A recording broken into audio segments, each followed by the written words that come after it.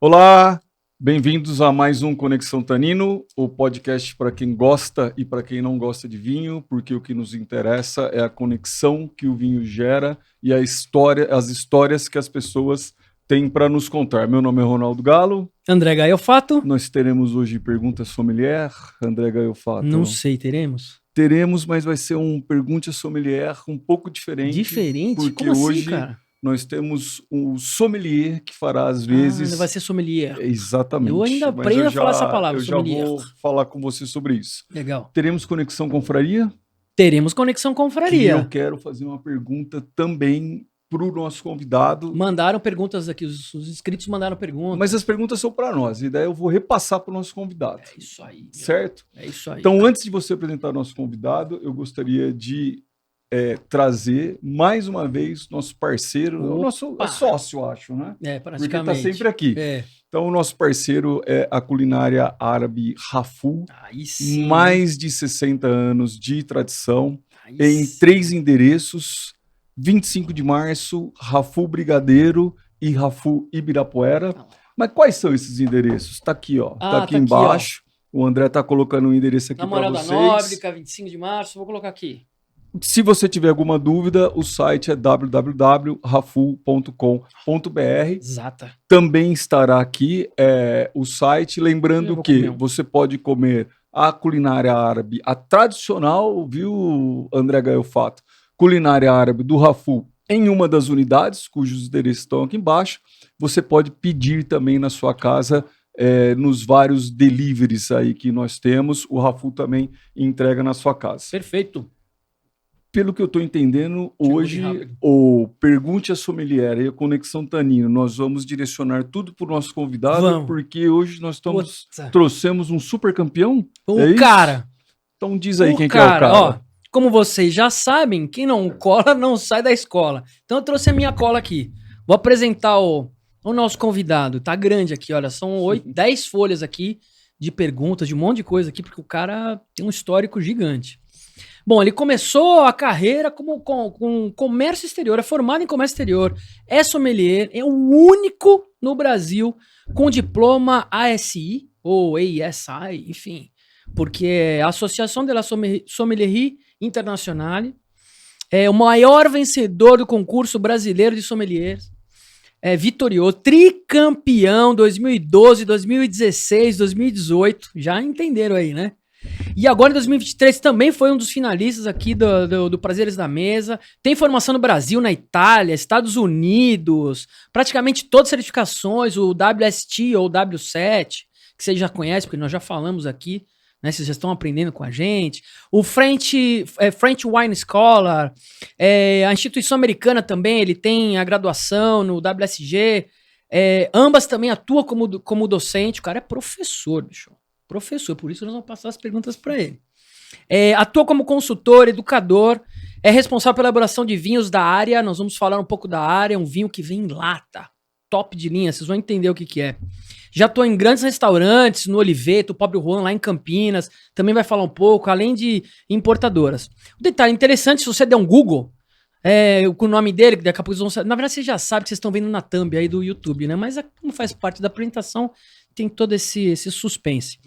Ele já participou em vários programas, da Claudete Troiano, do Ronivon, lá no Sabor. Depois ele vai falar pra gente se ele conheceu a adega do Ronivon, né? Porque o Ronivon tem uma adega lá com os Petrus, lá, enfim. Participou da primeira edição do Masterchef. A primeira edição do Masterchef, ele tava lá, era um dos jurados lá em Mendoza. Ele vai falar pra gente também um pouquinho aqui. E nessa ele tava com o Karim Mussi, com o Sebastian Zucardi. O cara é fera demais. Tomou café com a Ana Maria Braga. Você imaginar quem é o cara aqui, né? Enfim, além de vários podcasts como esse, né? Agora no Conexão Tanino. Seja muito, muito, muito bem-vindo. O melhor do Brasil, Diego Arrebola. Obrigado, pessoal, por ter obrigado vindo. Pelas palavras, obrigado pelo exagero. Depois passo o Pix para fazer o depósito. Não agradeço. É não, cara. Olá, pessoal. Bem-vindo, Diego. Obrigado. Obrigado, prazer é nosso. Agradecemos mais uma vez. Eu vou explicar mais uma vez para vocês qual que é a dinâmica hoje dos vinhos que nós vamos degustar. Mais uma vez, nós vamos degustar os vinhos às cegas. Esse vinho que vocês estão vendo aqui é o vinho que eu... O branco, obviamente, não, né? A gente começou tomando um vinho branco aqui. Meio, né, Marcelão? O vinho branco, ele é um vinho que nós não tomamos às cegas. Agora a gente vai começar... Nós temos, não iremos começar por ele, mas esse é o vinho que eu e o André nós trouxemos. O Diego também trouxe um vinho e nós não sabemos o vinho que o Diego trouxe, o Diego não sabe o vinho que nós trouxemos. Que vinho é esse ao vivo e a cores com você? Exatamente. Para quem não sabe, na rede social, eu vou deixar na descrição, nas redes sociais do Diego Arrebola, ele tem um dia que ele faz, acho que nas quartas-feiras. Às quartas-feiras eu posto a degustação às cegas Isso. E nas quintas-feiras o resultado. Ele vai falar um pouquinho sobre isso e nós vamos fazer uma ao vivo aqui, um ao vivo gravado, mas vai ser ao vivo para nós aqui. Antes da gente começar no mundo do vinho, a gente sempre pede para o nosso convidado uma indicação de livro. Qual livro o Diego indica para os nossos ouvintes e telespectadores? Eu sempre li muito, tem muita coisa que eu poderia indicar, livros que eu gosto, livros que eu li mais recentemente, coisas de gestão, de filosofia. Eu poderia posar aqui de intelectual e indicar alguma coisa mais, ética de Spinoza, mas a minha indicação é um pouco mais nerd, a minha indicação é O Senhor dos Anéis. Que é Senhor dos Anéis. Provavelmente o livro que eu li mais vezes, não li tantas vezes assim, li umas 3 ou 4, mas para mim é uma das grandes obras de literatura que nós temos disponíveis. Eu concordo com você, sabe que... E por que você não trouxe o livro? Que é grande pra cacete, né? É uma bíblia, cara. Eu já vi esse livro, é uma bíblia, é gigante o livro. Eu li também, eu tenho um livro, é interessante. Eu nunca leio um livro 2 vezes, por mais que eu goste, eu nunca leio um livro 2 vezes. Raramente assisto um filme 2 vezes também. Mas o Diego já leu 4, o livro é grande mesmo. Eu tenho, também tenho o livro. Eu tenho um livro que eu tô agora relendo pela 3ª vez. Também uma das raras ocasiões de eu ler um livro mais de uma vez. Mas... E qual que é? É Fundação, de Isaac Asimov. Legal. Bacana, bem bacana. Esse Rapaz. Ainda não li, mas já vai ficar anotado aqui também. Excelente. Pronto, já ficam 2 indicações de livro do Diego. Diego, a gente tem uma pergunta inicial aqui que, nas vezes que eu pensei em não fazer para o convidado, e aí o André fez, se ele não tivesse feito, eu teria me arrependido amargamente, porque sempre vem algo muito interessante. Então a gente vai manter a nossa primeira pergunta, que é: qual que é a sua conexão com o vinho, no sentido que te despertou para o mundo do vinho? Né? O que deu o start para você falar, nossa, eu quero viver disso, ou eu quero sempre estar degustando vinho, quero estar conhecendo mais? Você que é um cara muito estudioso do mundo do vinho, por óbvio, né? Mas o que despertou o interesse do Diego? O que deu o start para mim, em termos de interesse básico, rudimentar, por assim dizer, pelo vinho, foi uma conversa de sofá do meu pai com o meu avô. Eu devia ter 13 anos, talvez 12. Nós morávamos nos fundos da casa do meu avô e, tradicionalmente, toda noite, o meu avô ia lá em casa, sentava no sofá para assistir o Jornal Nacional, e daí ele e meu pai ficavam conversando nos intervalos, enfim. Meu avô ficava contando de quando ele foi veterano na Revolução de 32, apesar dele só ter 9 anos de idade. Enfim. Mas era divertido. E teve alguma ocasião que a conversa, eu não sei porquê, foi sobre vinho. Eu acho que tinha passado um Globo Repórter, alguma coisa assim. E daí eu lembro que a conversa era sobre os benefícios para a saúde do vinho, e como o vinho era uma coisa boa para a saúde e tal. E foi algo que me chamou a atenção, tanto que no dia seguinte, voltando da escola, eu meio que reproduzi aquela conversa com um amigo. Isso foi o start de eu me interessar pelo vinho. O start de eu ver o vinho como uma profissão foi quando eu trabalhava num restaurante, por uma questão de necessidade. Fui trabalhar num restaurante para pagar as contas. E comecei a ler algumas coisas. O restaurante ficava num shopping e tinha um intervalo que era longo, de 4 horas, e eu não ia para minha casa. Eu ficava numa livraria do shopping, lendo, sempre gostei de ler, e comecei a ler também coisas sobre vinho e gastronomia. E o start da questão no vinho foi justamente nesse ponto que você mencionou do estudioso, do gostar de ler. Quando eu comecei a ler o primeiro livro mais pesado, mais denso que eu li sobre vinho, eu vi o quanto vinho não era só vinho. Quanto vinho era história, cultura, idiomas, química, geografia, um monte de coisa. Então, estudar o vinho foi algo que me atraiu demais, pelo fato de que estudar o vinho é estudar uma série de coisas, uma série de ramos do conhecimento. Isso antes de fazer algum curso? Antes de eu fazer o primeiro curso. Que O primeiro legal. curso. Isso quando eu tive o meu primeiro emprego na área de bares e restaurantes, que foi em 2004. E daí, é claro, teve também o lado pragmático de eu olhar para aquilo e entender que aquilo era uma profissão com potencial, né? Não só ali na minha cidade, mas no Brasil também, pelo fato de nós tínhamos já alguns profissionais, algumas referências, mas não tantos. Então me cativou o quanto aquilo era uma coisa densa e com muita informação, com muito o que aprender e com muito para me ensinar sobre diferentes culturas, diferentes países, diferentes localidades. E a questão pragmática de entender que ali, ok, eu posso aprender tudo isso e ainda fazer disso uma carreira e ganhar dinheiro aqui. Você sabe que o Renato Machado, ele foi casado com a Danusa Leão, na época que ela era modelo, se não me engano, aí depois ela se tornou articulista do Estadão, muito tempo. E numa das esperas que ele saiu com ela, não lembro o que ela estava fazendo, escolhendo roupa, coisa assim, tinha um livro de vinhos na frente dele e ele começou a ler, se interessar e aí... Né, e provavelmente no Fantástico, o programa que ele viu era do Renato Machado, porque ele fazia os quadros da Rede Globo lá no Fantástico naquele momento.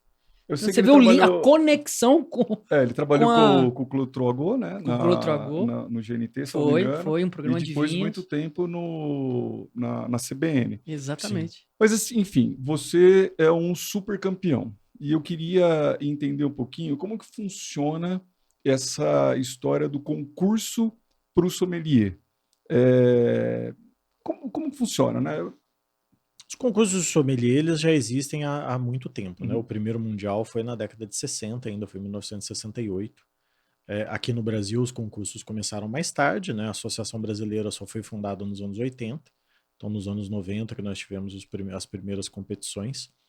O concurso de sommelier é uma prova para você colocar a teste tudo aquilo que o sommelier aprendeu, tudo aquilo que ele sabe, tudo aquilo que ele precisa para exercitar no dia a dia. É claro, é uma competição, né? Todos nós corremos. Nenhum de nós corre 100 metros em menos de 10 segundos. Opa! Isso é uma coisa que um profissional faz, né? Porque é uma coisa específica. Uhum. Tudo aquilo que um sommelier faz num concurso, um sommelier faz no dia a dia. Claro que não naquela intensidade, claro que não naquela profundidade, mas ele faz.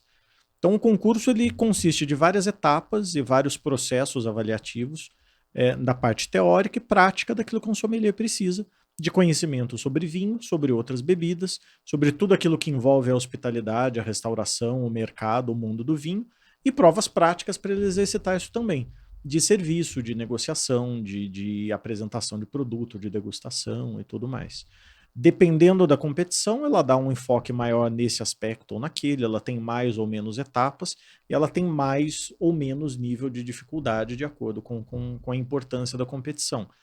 Um concurso brasileiro é uma competição difícil, mas é claro que é muito mais fácil do que uma competição internacional. Se você aplicar nos candidatos do Campeonato Brasileiro a prova de um campeonato mundial, os candidatos desistem da prova nos primeiros 5 minutos. A dificuldade, o que é que diferencia? É a dificuldade. Eu imagino a língua é uma das dificuldades, mas... O idioma ele acaba sendo uma dificuldade, principalmente quando o candidato não é tão fluente assim nos idiomas. E as provas das competições internacionais você obrigatoriamente tem que fazer em idioma estrangeiro para garantir uma igualdade de condições. Então, se você é um representante...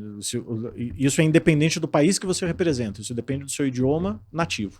Então, se você é francês nativo, por exemplo, o Gerard Basset, que foi campeão em 2010, ele representava o Reino Unido, mas ele é nativo francês. Uhum. Ele obrigatoriamente tinha que fazer a competição em francês. Em inglês, perdão. Hoje em dia, além do inglês e do francês, tem a opção do espanhol também. Tem a opção do espanhol, acho que nas últimas 2 edições passou o espanhol a ser uma opção.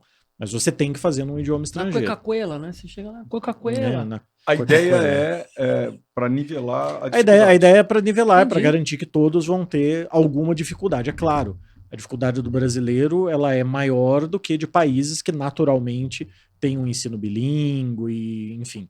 Um canadense. O canadense, ainda que ele seja do Quebec e fale francês, ele é alfabetizado também em inglês. Então ele tem uma facilidade natural aí que o brasileiro não tem. Mas a ideia é garantir um ponto de partida com igual dificuldade para todos. Ok, mas para além da língua, o que o nível de complexidade das questões. As questões num campeonato brasileiro, elas são mais focadas nas regiões e nos países clássicos, com algumas questões sobre outras bebidas, mas questões mais técnicas ligadas à produção, a regiões de produção. E nas provas lá fora entram questões mais cabeludas, mais complexas, de regiões mais esotéricas, menos conhecidas, mais obscuras. Por exemplo, teve um mundial, um pan-americano que eu disputei, que uma das questões era qual era a mais recente indicação de procedência que havia sido aprovada no Brasil. O que para nós brasileiros, ok, tranquilo. Agora imagina você perguntar isso para um francês. O cara não sabe, com certeza ele não sabe. Exato. No caso, na época era Garibaldi, que era para vinhos espumantes Moscatel. Beleza, para mim estava tranquilo. Para um europeu é muito mais complexo. Interessante, né? E qual foi a pergunta que para você foi mais complexa? Te pegou de surpresa, você não esperava? Cara, teve uma questão no Mundial de 2016 na Argentina, que era uma lista de várias siglas para você dizer o que cada uma delas significava. Normalmente tem, né, uma questão lá de siglas, e tinha uma também, que daí são siglas do mundo do vinho. Então, sei lá, IVDP, Instituto dos Vinhos do Douro e do Porto. Caramba! AOC, Appellation d'Origine Contrôlée. INAO, Instituto Nacional d'Appellation d'Origine. Beleza, essa tinha, algumas eu sabia, outras eu não sabia, mas estava tudo certo. Já era esperado. E daí tinha uma outra questão com umas siglas, não tinha nada a ver.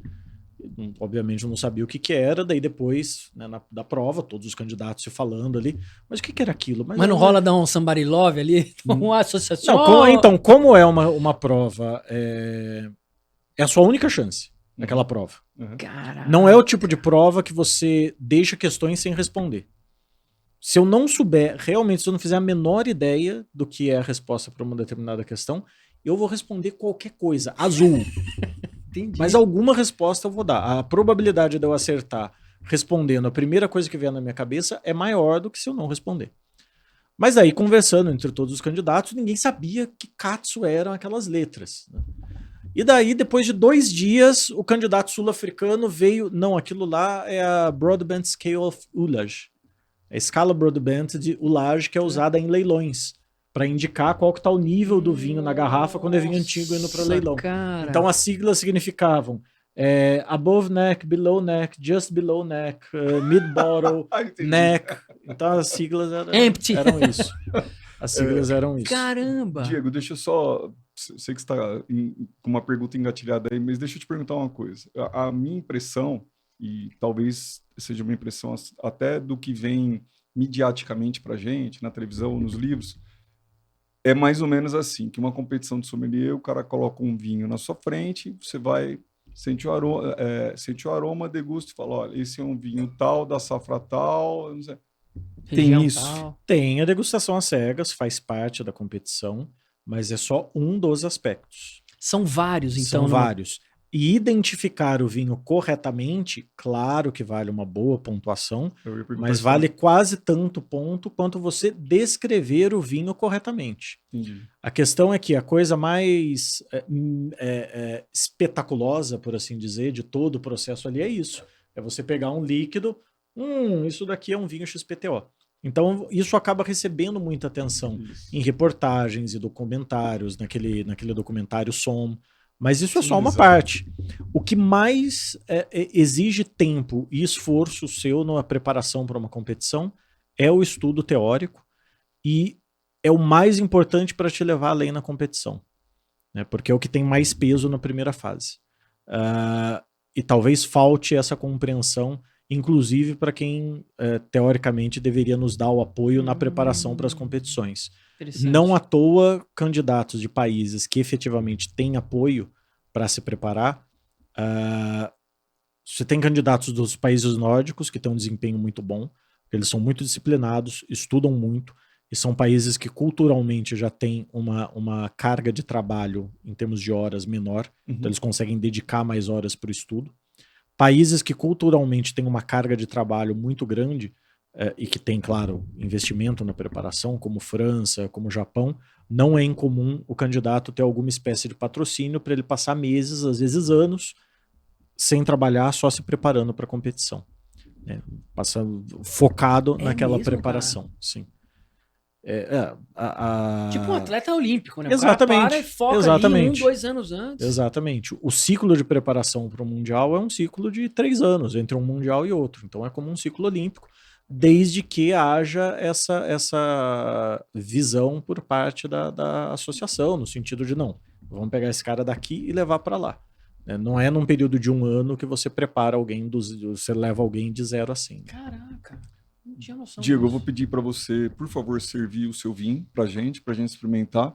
E eu vou te dar uma chance de fazer uma pergunta pro Diego. Se você não fizer pergunta rápida, eu vou fazer. Eu vou fazer uma pergunta, mas antes de eu fazer a pergunta, só para vocês terem noção, o Diego, ele recebeu vários reconhecimentos e prêmios. Desde 2011, aqui, ó, Portugal Wine Expert em 2011. Deixa eu só pedir uma licença para ninguém me criticar o serviço, que eu sei que tá errado, mas é porque eu não posso mostrar para eles. Exatamente. É isso aí, é o disclaimer. Aqui, é o disclaimer. Melhor sommelier de vinhos portugueses na Prazeres da Mesa 2012. Melhor sommelier do Brasil em 2012, que certificou ele para participar do Pan-Americano em Bento Gonçalves 2012 e no Mundial de Tóquio em 2013. Melhor bicampeão do Brasil em 2016, que credenciou ele para participar do Pan-Americano em Santiago em 2015, Mundial de Mendoza em 2016, tricampeão mundial em 2018, que credenciou para ele participar do Pan-Americano em Montreal em 2018 e do Mundial na Antuérpia em 2019. Olha... Você tá puxa-saco do cara, nosso mas não é, o hein? cara é... Eu quero ver se ele vai adivinhar o nosso vinho. Então eu vou... Senão isso aqui eu vou rasgar, não vai valer nada. Perguntas que você tá muito puxa-saco do convidado. Cacetada, meu. Tem alguma pegadinha nesse tipo de competição? Antes de falar em pegadinha, vamos brindar, né? Tem vinho novo na taça, saúde, Diego. Ansioso pelas opiniões dos senhores desse vinho. Nossa Obrigado. Senhora, agora vai ser difícil. Da minha impressão, a minha avaliação desse vinho pro Diego Arrebola vai ser... Falando em pegadinha, eu tenho quase certeza que ele está fazendo uma pegadinha com a gente. Cara... E na competição, Diego, tem? Pegadinha não. Tem coisas mais complexas, né? Por exemplo, final do Mundial de 2013, um dos vinhos na degustação às cegas era um Chenin Blanc. Mas era um Chenin Blanc indiano. Às cegas mesmo. Às cegas, na final do Mundial. Era um Chenin Blanc indiano. Ok, como você vai identificar que o vinho é da Índia? Mas ele tinha tipicidade varietal, né? O Paulo Basso, que foi o campeão, ele identificou que era um Chenin Blanc. Ele não identificou que era indiano, ele falou um outro país, não me lembro, acho que ele falou França, mas ele identificou que era um Chenin Blanc. Então esse tipo de pegadinha tem. Não são pegadinhas, são situações para efetivamente dificultar. Eventualmente nas provas de serviço tem umas cascas de banana. Na prova de serviço das quartas de final, né, na primeira fase do Mundial de 2016, nós tínhamos que servir um champanhe para um casal. Tinha um tempo razoavelmente confortável, 4 minutos e meio para servir 4 minutos é pegar, abrir... Tudo, fazer, apresentar e tudo. É um tempo tranquilo, bem tranquilo. Não, não sei, é tranquilo. É tranquilo. No nervosismo, imagina. E quando você chegava, as taças já estavam na mesa. As taças tá. Então você não precisava buscar as taças no aparador. Mas aí tava a casca de banana, as taças estavam molhadas, como se eles tivessem se servido de água e bebido água nas taças de espumante. Então você tinha que perceber isso e trocar as taças. No Mundial na Antuérpia, a prova era servir a demanda do convidado era, por favor, nos sirva uma garrafa de um Riesling alemão seco. Eram 2 pessoas, 2 minutos e meio para servir o vinho era de screw cap, tempo tranquilo, a mesma coisa, só que você tinha uma tina de gelo com 3 garrafas de vinho do mesmo produtor, só que eram 3 níveis de doçura diferentes. Então tinha um Trocken, tinha um Spätlese e tinha um Auslese. Então você tinha que saber olhar os 3 para servir o correto. Então tem essas, não diria que são pegadinhas, mas que são aspectos adicionais de dificuldade. Mas não tem algo como o cara, sei lá, botar água, colocar água, porque sim, tem degustação não só de vinho, né? Eu imagino, tem... Normalmente tem uma ou duas provas de degustação e identificação de outras bebidas. No último Mundial, que eu não disputei, não, eu fui só assistir a final na França, na semifinal eles tiveram uma prova de identificar bebidas não alcoólicas, né, em taça preta. Não alcoólicas? Não alcoólicas. E depois da identificação, eles tinham que sugerir um menu harmonizado com aquelas bebidas e o menu tinha que ser vegano. Caraca! Então tinha chá, tinha kombucha, tinha diferentes bebidas ali não alcoólicas e tinha que fazer essa sugestão. Perfeito. Só para a gente entender, até para eu entender também, porque você está falando muito do Mundial, do Pan-Americano, então assim, como que funciona? Você tem uma disputa nacional, acredito eu. E os regional antes, talvez? Tem regional? Quando eu comecei a disputar, nós tínhamos um campeonato paulista, faz algum tempo que não tem. Não tem com a mesma periodicidade que deveria ter. Hoje quem faz um campeonato regional todos os anos é a ABS Rio Grande do Sul. Eles estão acho que no 3º ano seguido fazendo o campeonato regional deles. Credencia os não tem isso de classificatório. No caso, por exemplo, da ABS Rio Grande do Sul, quem ganha, eles pagam para essa pessoa vir disputar o brasileiro se ela se classificar, mas é só. Mas eu que perdi, por exemplo, se quiser eu venho disputar também. Vem disputar, o brasileiro é inscrição aberta. As competições internacionais é diferente. No Mundial, cada país membro da Associação Internacional pode indicar um candidato. No Pan-Americano, cada associação pode indicar 2 candidatos. O critério para indicação desses candidatos é livre para cada associação. Na Associação Brasileira, a regra atual é que quem vai representar o Brasil na competição internacional é o campeão brasileiro do ano anterior. Então você precisa ganhar o brasileiro para se classificar. Mas é um critério nosso. Isso. É um critério nosso. A Suécia, ela tem uma seleção de sommeliers, uma seleção nacional, que está constantemente treinando. Seleção? Exato. Então, mas tipo quantos? São 5, 6. Todo mundo que ganha o campeonato sueco, ou que ganha o campeonato de jovens talentos, ou que ganha ou se classifica para o campeonato dos países nórdicos, que legal, tem lugar automaticamente na seleção. A cada ciclo, desse ciclo de 3 anos, o técnico decide quem vai ser o representante sueco. Então, olha, nesse ciclo, fulano de tal vai nos representar nas competições. A França, ela já faz uma seletiva. Então, você ganha o campeonato. Todo ano tem campeonato francês. Quando você ganha o campeonato francês, você nunca mais disputa. Você ganhou naquele ano, você é o campeão daquele ano, tá pronto. Quando vai ter uma competição internacional, eles fazem uma seletiva que é aberta a todos os ex-campeões franceses.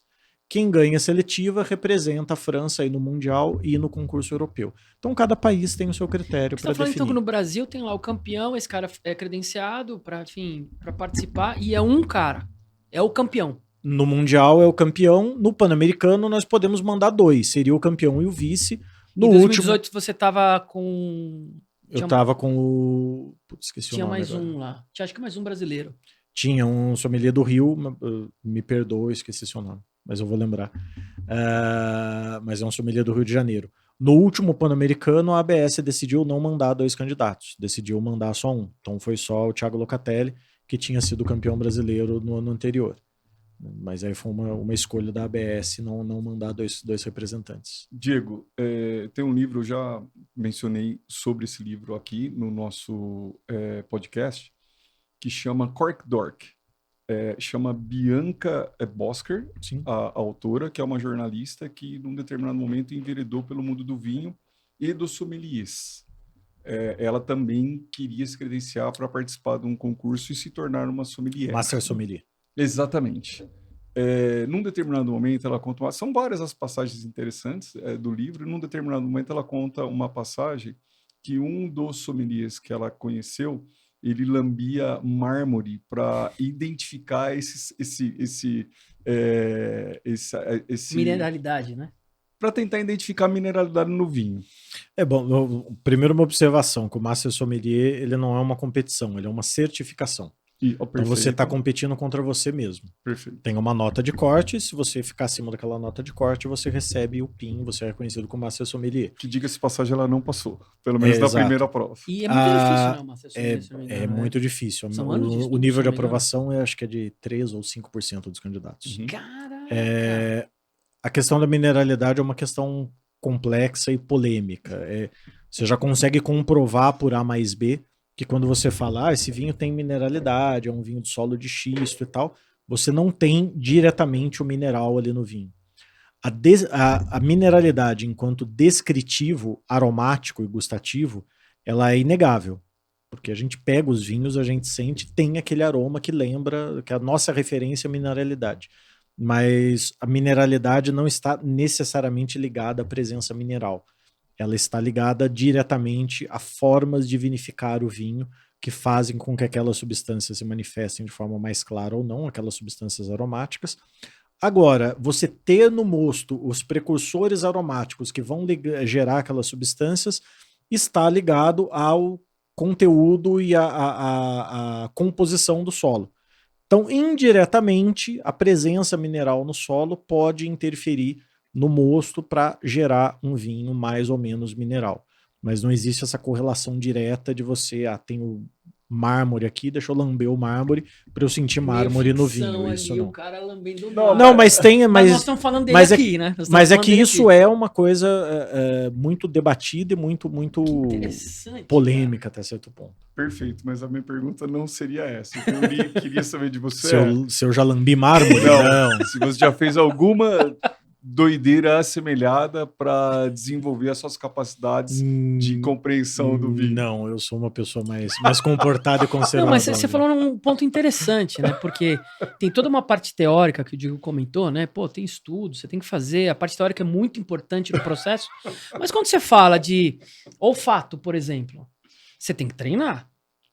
Você tem que treinar. Vai cheirar o mármore ou não importa, mas você tem que treinar. Existem kits que ajudam, mas cheirar o mármore do inferno. O que você faz para cada vez no teu processo de evolução, não só teórico, prático, não só assim, como é que você faz para treinar e prestar atenção. Não tem pulo do gato, não tem tática de coach, de treinamento. Não, é treinar é fazer e prestar atenção. Prestar atenção no que você está fazendo. É que vocês não prestaram atenção feijão com arroz. Feijão com arroz. Como nós degustamos o vinho, como ele, quando ele colocou na boca, vocês devem ter escutado o barulho já. É bem diferente do nosso. Só para vocês terem uma noção, ó.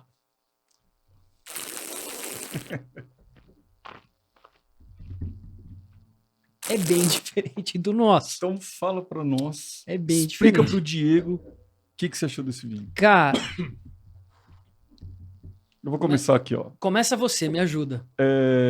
Eu já não sei se a pegadinha começa daí. Eu já sei qual o vinho até. Mas cara. A cor, primeiro, né? É um vinho que ele é mais claro, uma perspectiva mais atijolada, o que acredito eu indicaria um vinho com uma certa idade. Nesse caso, eu não sei porque eu chutaria que não é um vinho com uma longevidade. Eu também acho. Para mim é um vinho francês, ele é um aroma muito peculiar. A uva me parece uma uva bem característica francesa. Eu acho que o processo, né? Mas eu acho que é o vinho francês. Eu me esqueci a região que remete bem então também não vou chutar. Chuta? Vai! Ao vinho. Enfim, acho que é isso. E você? Não, ele é muito equilibrado. Eu tô até com medo do nosso vinho aqui agora, viu? Nós vamos ficar muito para trás agora, viu? Ele é muito equilibrado. Eu vou tentar. Chutaria, viu, Diego? Esse vinho ser um vinho natural, orgânico, biodinâmico. Eu só não vou chutar, porque eu acho que ele é de uma região específica da França, que eu não estou me lembrando, que tem um aroma que me remete a algo semelhante. Eu devo estar rindo muito por dentro do que eu tô falando. Mas enfim. Total poker face. Total. Mas é isso. Olha, eu vou falar. Ponto central, vocês gostaram do vinho? Muito. Ele é muito diferente. Bom. Ele é muito diferente. E não tô aqui puxando sardinha, chega não, num determinado momento. Ele gostou. Você falou que é interessante. Que eu acho... É que tá muito seu puxa-saco. Não é não, cara. Mas eu conheço o gosto dele. E não. Ó. Olha, num determinado momento, a gente busca por vinhos diferentes, pra gente sair de uma padronização que foi imposta aqui pra gente. Então, eu gostei bastante, de novo. Num determinado momento, ele me remeteu a alguns vinhos naturais que eu já tomei. Acho que não é. Acho que é um vinho dessa região da França que eu acabei esquecendo. Agora eu vou falar.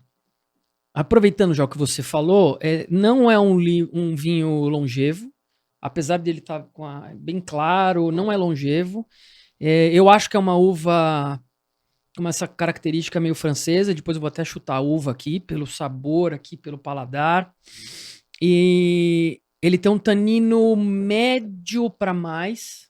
Aprendi isso lá no canal do Diego.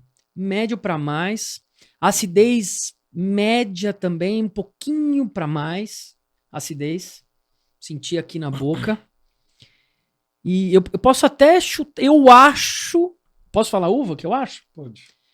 Eu acho que é um Pinot Noir. O tanino ele passa até despercebido, na verdade. Eu acho que é um Pinot Noir. Então, acho. Quanto vocês pagariam nesse vinho sem se sentirem roubados?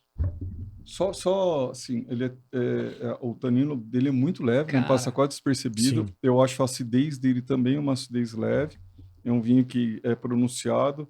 Eu já vi que é screw cap e para mim eu acabo tendo uma conotação do preço com a screw cap. Enfim, não vá por esse caminho, porque tem muito vinho neozelandês de screw cap de 700, 800 reais a garrafa, australiano. Esse vinho, respondendo a sua pergunta de forma objetiva, para mim seria um vinho de uns 350 a 400 reais. Esse vinho para mim custa... Muito equilibrado, cara. 100 reais. Se você pagasse 100 reais, você não ia se eu tenho certeza que você está fazendo uma pegadinha com a gente, então... Não, eu tô falando de verdade. Me parece um vinho... É muito elegante esse vinho. Muito elegante. Não me parece um vinho... mas longe de ser um vinho de 100 reais. Longe. É para abrir já ou a gente deixa para depois? Você que manda, porque nós vamos daqui a pouco... dinâmica de vocês. Não, vambora. Cara, acho que... Vambora. Eu tô louco pra saber qual que é esse vinho. Eu tô louco pra saber qual que é esse vinho. E vocês também, né? Na verdade, tá aqui um Pinot Noir. É um Pinot Noir. Tá aqui um Pinot Noir da Morandé, chileno, mas esse vinho não é um Pinot Noir da Morandé chileno. Kelly Bergamo, desculpa, tá? Eu só usei a garrafa do seu vinho. Cara, boss, a uva tava muito característica, a uva. Não é. Peraí.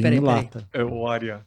Eu abri 3 latas de Aria e coloquei dentro dessa garrafa. Não, você tá me sacaneando. Então, é sério? Explica pra gente o que é o Aria, o que você Cara, tem a ver com isso é uma pegadinha. E explica pra gente o qual que é o corte desse vinho, né? O que tá dentro dessa A Aria é um latinha? projeto que começou um pouco antes da pandemia, né? É uma empresa, uma startup do Rio de Janeiro chamada Distilruptive, que eles me procuraram com esse projeto de fazer o vinho em lata. Além do vinho, eles fazem também coquetéis, fazem gin, fazem vodka. Qual que é a câmera, Marcelão? Essa aqui, né? E eles me chamaram para participar do projeto. A minha participação no projeto ela é com a elaboração do vinho, então sou eu que faço os cortes, né, dos vinhos. E assino, né? Então tá assinado ali no contrarótulo como cortes elaborados por mim. E são cortes justamente para que eu consiga entregar de ano para ano um estilo consistente. O objetivo aqui é fazer vinhos que eles sejam, uma vez na taça, degustados profissionalmente. São bons, são tecnicamente bons, corretos, agradáveis, mas esse frescor, essa leveza, essa fruta faz com que ele seja muito agradável para beber também diretamente na lata, onde você não vai ter isso daqui, né? Análise aromática. Essa safra de 2021, o corte é um corte que leva Pinot Noir, Merlot, Cabernet Sauvignon e Cabernet Franc. A Pinot Noir e a Pinot Noir e a Merlot são da Campanha Gaúcha, e a Cabernet Sauvignon e a Cabernet Franc são da Serra Gaúcha. A Pinot Noir, ela traz leveza, traz acidez. A Merlot, ela traz mais corpo, uma fruta mais madura, mais carnuda. A Cabernet Sauvignon, ela traz um pouco de espinha dorsal, né? O pouco tanino, a firmeza que a gente tem é pouca, é delicada, mas é da Cabernet Sauvignon. E a Cabernet Franc, ela traz um pouco mais de aromaticidade, de complexidade aromática para o corte. Cara, então, agora que nós sabemos... Impressionante. Eu vou falar para vocês. Eu recomendo demais. Assim, pode comprar, pode abrir. Se quiser. Na minha cabeça era um vinho de 300 conto. Eu tô curioso, 250, 300 eu tô curioso agora para tomar ele na lata, mas enfim, na latinha. Não, mas... Eu fiquei muito feliz que antes de gravar, a gente estava ali conversando e vocês me perguntaram sobre o vinho, né? Eu, na maior cara de pau, disse que, putz, não tem trouxe vinho, não trouxe e tal. O cara Né? pegou mesmo a gente. Foi sensacional. Caraca. E aí eu já provei agora na taça, eu vou querer provar depois na latinha. Mas aqui, ó, fica a recomendação. Eu usei a garrafa do Morandé. Muito bom. Não por ser Pinot Noir, mas porque é um vinho que eu gravei. O que vinho é esse? Faz algumas semanas com ele. E tinha um restinho sobrando na geladeira. E por ser uma garrafa Skull Cap, era a garrafa mais prática para eu certeza que era um Pinot Noir. E colocar o vinho dentro. Pra mim era um Pinot Noir. Diego. Você tá 33% certo. Então, mais ou menos a dose de Pinot Noir. Sensacional. Tá bom, Diego, muito bom. Então, assim, ó, fica a nossa recomendação, fica a recomendação do Diego. Sensacional o vinho. Onde a gente compra? Entrando pelo Instagram. Onde eles compram? Pelo Instagram de Área Wines, tem lá o e-commerce, que dá para comprar direto. Eu acho que o tinto tá esgotado, acho que a gente só tá com o Prosecco. Mas estamos preparando para lançar um novo lote, uma nova Esse aqui safra. tá esgotado? Acho que sim. Então vai ficar aqui comigo O branco e o rosé estão definitivamente esgotados. Que legal, cara. Mas a gente tá preparando já para lançar uma nova safra. O Prosecco tem. Então pelo Instagram de Área você encontra. A Wine tinha, não sei se tem ainda. E fora isso tem alguns pontos de venda, muito mais no Rio de Janeiro, a gente encontra com mais facilidade. Supermercado Zona Sul tem. Aí Marcelo, pode comprar lá aí no Rio de Janeiro. Certamente eu vou querer experimentar o Prosecco. Cara. Eu estava comentando com o Diego que eu tinha um certo preconceito com relação a vinhos em lata e o Diego já fez o favor de acabar de quebrar esse meu preconceito. Pergunta sommelier? Não, pergunta sommelier, mas por ser em lata não tem nada a ver. Põe na adega normal, temperatura... Temperatura de armazenamento e de serviço é a mesma de um vinho igual, porque é um vinho. A única você imagina, vou botar na geladeira. Mano. Você não tem a questão da luz, né? Você não precisa guardar ele protegido da luz. Perfeito. Mas a temperatura de serviço sensacional. É a mesma de adega. Ótima pergunta, diga-se passagem. Você pode até guardar ele em geladeira. Pelo fato de ser lata, e nós temos consciência que o consumo de lata muitas vezes é um consumo de ocasião, em que esse vinho vai estar num cooler, vai para uma praia, vai para um balde de gelo. Eu tomei o cuidado de elaborar um tinto leve e com pouco tanino, justamente para que ele seja agradável para ser bebido gelado. A temperatura ideal para consumir ele é essa que nós estamos aqui, ele deve estar por uns 14 graus. Mas se você consumir ele mais fresquinho, geladinho, ali 6, 8 graus, vai que vai também. Tá bom. Diego, como a gente já havia comentado com você, a gente tem um quadro aqui no programa que chama Pergunte a Sommelier. Nós sempre temos a participação de uma sommelier aqui nos acompanhando com o entrevistado. Hoje a gente decidiu que você seria o responsável por responder ao Pergunte... Em nome da sommelier. Exato. Mas então Pergunte hoje, ao sommelier. Hoje a pergunta é ao sommelier. E eu cometi um lapso aqui, eu acabei não anotando quem enviou essa pergunta, mas a pergunta é a seguinte. Talvez eu tenha aqui. Tempranillo, Tinta Roriz e Aragonês são a mesma uva? Se sim, por que elas têm nomes diferentes? São a mesma uva. Várias uvas no mundo do vinho, elas têm aquilo que nós chamamos de sinônimos, que é quando a uva ela recebe nomes diferentes em diferentes regiões. Isso se deve a questões culturais. A uva ela é levada de um lugar para o outro e quando ela chega num lugar diferente, ela acaba recebendo um nome diferente de acordo com os costumes locais e ao longo do tempo esses nomes vão se mantendo. No caso da Tempranillo, ela tem quase 20 sinônimos diferentes. Né? 20 sinônimos? Exato. Mesmo na Espanha, Tempranillo, Uldelebre, Sensibel, Tinta del País, Tinta de Madrid, Tinta de Toro, é tudo Tempranillo. E no caso de Portugal, ela recebe o nome de Aragonês, no sul de Portugal, e de Tinta Roriz, no sul de Portugal. No norte, perdão. Aragonês, provavelmente uma referência a Aragão, né, região da Espanha. Tinta Roriz eu não saberia a origem etimológica do nome, mas são isso. Algumas vezes os sinônimos eles vêm acompanhados também de diferenças no DNA, diferenças parciais no DNA, né? Então são clones com pequenas diferenças. Se a gente pegar, por exemplo, a Sangiovese, que é a Sangiovese. A Sangiovese, na região de Brunello, na região de Montalcino, perdão, é um clone da Sangiovese, que é a Sangiovese grosso, que são bagos menores e casca mais grossa. Na região de Montepulciano, é um clone da Sangiovese, que o nome local é Pruniolo Gentili, que os cascos, a casca é um pouco mais fina e os bagos maiores, mas é tudo Sangiovese, né? São clones diferentes da Sangiovese. Sangiovese seria a Zinfandel também? Não tem nada a Zinfandel é a Primitivo. Primitivo, é exatamente o que eu queria dizer. Exatamente o que eu gostava. Também conhecida como Tribidrag ou Zerliena Castellanski. As mais de 1000 castas que tem de uva, diferenças de uvas, tem a ver com esses sinônimos ou são diferentes? Não, nós temos mais de 1.300 castas catalogadas em produção comercial e que são uvas diferentes. Que você gerou essa dúvida agora, pô, tem os sinônimos. Essa questão dos sinônimos faz com que alguns países aleguem ter mais castas do que o que tem registrado. Entendi. Então você vai ver Portugal, às vezes, dependendo da fonte que você vai ler, Portugal tem 300 e tantas uvas diferentes. Registrado, catalogada, são umas 100 e tantas. Mas daí tem muitos sinônimos e que daí há quem alegue que os sinônimos são uvas diferentes. E aproveitando, falando de uva, tem uvas que são muito características de países. Sim. Nos Estados Unidos tem uma uva predominante, na França, algumas uvas predominantes, na Argentina, a gente fala do Malbecão argentino. Tem alguma uva predominante, na sua visão, no Brasil? Não, para mim, qualquer tentativa de cravar a uva A, B ou C como uva emblemática do Brasil, ela é precoce e ela é equivocada. É muito legal que nós tenhamos uma denominação de origem, né, como Vale dos Vinhedos, que valoriza um determinado estilo de vinho, brancos feitos com Chardonnay, tintos feitos com Merlot, mas eu acho muito equivocado nós afirmarmos de forma resoluta Merlot é a uva do Vale dos Vinhedos, a Sauvignon Blanc é a uva da Serra Catarinense. A história do vinho no Brasil, ela é uma história já de séculos, ela é uma história que começa logo após o descobrimento. Ela passou por várias fases, mas a história moderna do vinho brasileiro, ela é muito recente. Ela começa quando as multinacionais se instalam aqui nos anos 70, né? A Chandon, a Almaden.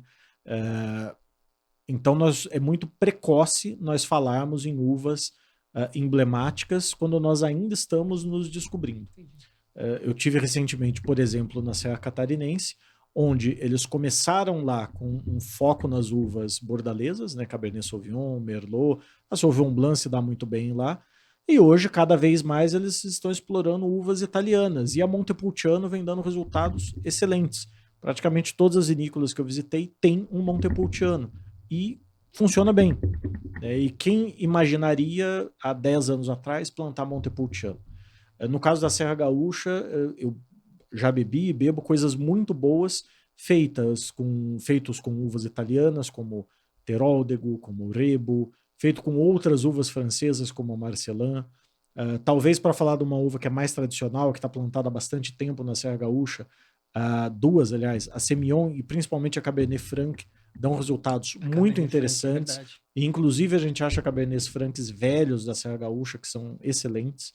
Então, eu acho precoce e equivocado nós cravarmos que a uva A, B ou C é a uva emblemática daqui. Mas você acha que faz sentido no futuro seguir um caminho, até de forma marqueteira, de ter uma bandeira nossa? No futuro faz sentido, mas o caminho não é o da valorização da uva, o caminho é da valorização das regiões e dos terroirs. Porque dessa forma você não se fecha naquela uva, você não assume o compromisso com uma uva. Por que a área é um corte? Porque eu não quero assumir o compromisso de fazer com uma determinada uva e que a cada ano eu vou ter variação. Eu quero entregar um resultado. Bordeaux. Quais são as uvas de Bordeaux? Clássicas. Cabernet, Merlot, Cabernet Franc. Sim, além disso, tem a Petit Verdot, a Malbec e a Carmenet. Quase não tem Carmenet, mas está autorizado. Bordeaux autorizou novas variedades, no caso das tintas, né? Então, Bordeaux hoje está plantando em caráter experimental Touriga Nacional, Marcelin, Arina Arnoa e Castetes. Por quê? Porque o clima está mudando. As temperaturas estão mudando. O estilo dos vinhos está mudando. Os produtores hoje têm dificuldade em Bordeaux para colher um Merlot com álcool equilibrado. Então, eles já estão projetando que daqui a 20, 30 anos não vai mais ser factível fazer um vinho de Bordeaux com cara de Bordeaux usando essas uvas. Então eles já estão se preparando para usar outras uvas. Então, acho que o caminho é valorizar os terroirs mais do que as uvas. Do ponto de vista comercial, quando a gente fala em novo mundo, você achar uma uva para chamar de sua é muito, muito útil. Eu vi de Cabernet Sauvignon do Napa, Zinfandel da Califórnia, Syrah australiano, Sauvignon Blanc neozelandês, Pinotage sul-africano, o Malbec argentino, Tanal uruguaio, Carmener chileno. Mas isso tem um prazo de validade. Esse prazo de validade pode ser de anos, pode ser de décadas, pode ser de séculos, mas tem.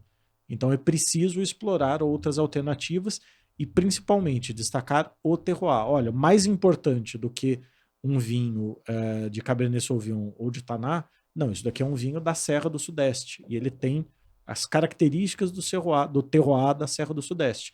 Isso daqui é um vinho da Serra da Mantiqueira, com as características do terroir da Serra da Mantiqueira.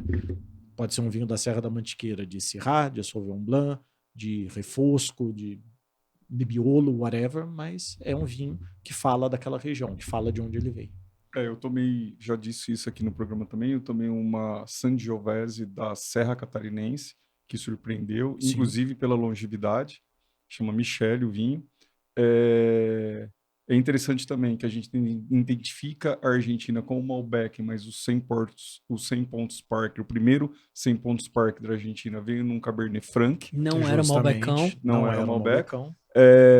E vamos mudar de assunto. Eu sei que você gosta de filme e de séries, e uma série que eu achei bem interessante, tem tudo a ver com o mundo do vinho, a gente já comentou dela aqui. Já. O Ariel Couto fez a indicação dessa série, chama Drops of God. Sim. Que é um mangá, né? Na verdade, ele foi inspirado no mangá, o mangá japonês, que fez muito sucesso também. E nessa série, a gente tem uma competição, ela é um pouco diferente do mangá para a série, né? Inspiração série lá da Apple, mas a gente tem uma competição em que um dos competidores, ele é um estudioso do mundo do vinho. Sim. E o outro competidor, ou a competidora na série, ela não é uma estudiosa do mundo do vinho, mas ela tem certas percepções naturais, natas. Ela é uma X-Men da degustação. Isso, exatamente. Exatamente. Você acredita no quê? No suor ou nessa característica nata de sair identificando? Olha, eu faço a mesma analogia com a música. A gente tem o ouvido absoluto e o ouvido relativo. O ouvido absoluto é a pessoa que é capaz de identificar qualquer nota e qualquer tonalidade sem nunca ter estudado música. Em geral, pessoas com ouvido absoluto não se tornam grandes músicos. Porque música é treino, é matemática, é objetividade. Para mim, a degustação, eu não cravo que seja a mesma coisa, mas eu acho que em algum nível é a mesma coisa. Não tem a menor dúvida que você ter uma habilidade diferenciada na sua percepção olfativa pode te ajudar, mas pode também te atrapalhar. Você pode identificar defeitos com muito mais facilidade. E onde você tem um vinho aqui, que é um vinho que está agradável para consumir, está gostoso, você, puxa, mas tem não sei o que, né, tá amargo, isso pode te atrapalhar. Então eu acho que uma percepção aromática diferenciada pode ajudar, mas sem o suor, sem a dedicação, sem o estudo, sem o treino, pode te atrapalhar mais do que te ajudar. O Diego tem o quê? O Diego tem dedicação. O meu olfato é absolutamente mediano. Se eu passar aqui do lado e tiver alguém usando um perfume ou fumando alguma coisa com cheiro muito intenso, corre o risco de eu não conseguir identificar o que é. Por isso que ele foi 3 vezes campeão, por isso que ele foi 3 vezes para competições internacionais. E quando vai ser tetra? Não vou, porque houve uma mudança nas regras da Associação Brasileira que não me permite mais disputar o brasileiro. Não, mas... Não, eles fizeram uma alteração na regra, então quem já representou o Brasil em 2 competições internacionais não pode mais disputar o brasileiro. A ideia é abrir caminho para novos vencedores. Bom, eu tenho a minha opinião. Faz sentido, mas não faz muito sentido, porque... Tetra, penta... O Pelé não seria tricampeão do mundo. Porque sim, ele teria 2 mundiais, não disputaria Copa do Mundo. Pelo contrário. A minha opinião, que eu já manifestei para a ABS, né, eu discordo respeitosamente da opinião deles, é prerrogativa deles tomar essa decisão. É uma decisão colegiada que todas as ABSs do Brasil participam, então respeito, mas não concordo. A minha opinião ela vai para dois lados. Em relação ao Campeonato Brasileiro, eu acho que o caminho não é você tirar quem está mais bem preparado, é você trabalhar melhor as bases para que eles se preparem mais. Perfeito, perfeito. E ao invés de ter apenas o Campeonato Brasileiro e ter essa necessidade de que nós tenhamos novos campeões brasileiros para que novos sommeliers apareçam, nós deveríamos ter mais campeonatos de base. Campeonato Paulista, Campeonato Carioca, Campeonato do Sul, campeonatos regionais e também uma coisa que tem muito lá fora que nós não temos aqui, o Rio de Janeiro organizava, não tem feito mais, é um campeonato de novos talentos. Então, além do Campeonato Brasileiro, a gente podia ter um brasileiro de novos talentos. Aí sim, com só válido para quem tem uma limitação de idade ou nunca disputou. Perfeito. Então, para mim, o caminho é você melhorar a base para que a base chegue aqui e não pegar quem está aqui. Não, essa pessoa está se diferenciando, tira ela da competição. Mas entendo a decisão no sentido de não, vamos dar janela para mais gente. Onde, para mim, está o maior equívoco dessa decisão é em relação às competições internacionais. Que globalmente o objetivo das competições internacionais é você destacar a sommelierie do país. Perfeito. Então é você levar o candidato mais bem preparado. Uma sugestão que foi colocada na mesa quando houve essa mudança de regra era que a gente adotasse o modelo francês, de ter uma seletiva. Então, ok, beleza. Então ninguém mais disputa o brasileiro, mas a gente faz uma seletiva para os internacionais para ir quem está mais bem preparado. E é quem tem mais experiência para aquilo. E a decisão foi voto vencido, ficou o brasileiro classifica. O peso disso é que hoje em dia, na regra como está, a gente sempre vai estar mandando para as competições internacionais alguém que nunca disputou uma competição internacional ou que só disputou uma competição internacional. E quando você olha as competições internacionais, você tem muitos campeões ou sommeliers que se destacaram, chegaram em finais e tal, depois de 3, 4, 5 competições. O exemplo mais emblemático é do Gerard Basset, que para a maioria dos profissionais é a nossa grande referência internacional, que ele disputou o primeiro mundial dele em 1992, aqui no Rio de Janeiro. Ele foi vice-campeão e ele só se sagrou campeão 18 anos depois no Mundial de 2010 no Chile. Caraca. Nesse meio do caminho ele já foi vice-campeão mais 2 vezes. Ele já era Master Sommelier quando ele disputou em 92, se tornou Master of Wine e só em 2010 ele adquiriu a experiência suficiente para chegar naquele ponto. E se a gente entender que essa experiência não tem valor, a nossa sommelierie vai cada vez mais perder espaço no cenário internacional. Mas essa é a minha opinião e eu respeito a opinião da instituição que decidiu fazer assim. Mas a gente pode dar a nossa opinião. Hashtag, vamos fazer uma campanha, hashtag, vamos mudar isso. Tetracampeão, vamos trazer o cara pro Brasil aqui. Mas o que também necessariamente não aconteceria, André, porque eu poderia muito bem disputar o meu quarto campeonato brasileiro e perder. Sim, ou eu poderia chegar lá e claro. Cansei, não quero mais disputar. Eu só acho que isso tem que acontecer naturalmente e não por força de uma regra. E para vocês terem uma ideia, eu vou colocar na descrição um link da final de Montreal, do Pan-Americano de Montreal de 2018. Tem umas 4 horas e meia de vídeo, mas vou colocar lá no momento especificamente que chamam o Diego para subir no palco, onde eles fazem a seletiva para saber quem vai para a final, quem não vai. Na posição que ele ficou, vocês vão ver que ele ficou ali entre os 8 ou 7 melhores. Fiquei em 6º lugar. Em 6º lugar tinha ali, mas não lembro quantos competidores tinham. Foram 20 competidores ao todo, 9 passaram para a semifinal.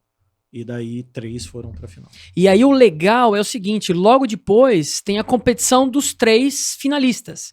Só para vocês terem uma ideia, e eu incentivo vocês a assistirem para ver de fato como é que funciona. O Diego comentou aqui um pouco de como é que da degustação, da parte teórica e tal, mas você assistindo, você vai ver a dificuldade e a pressão para ganhar um campeonato desse. Não é fácil.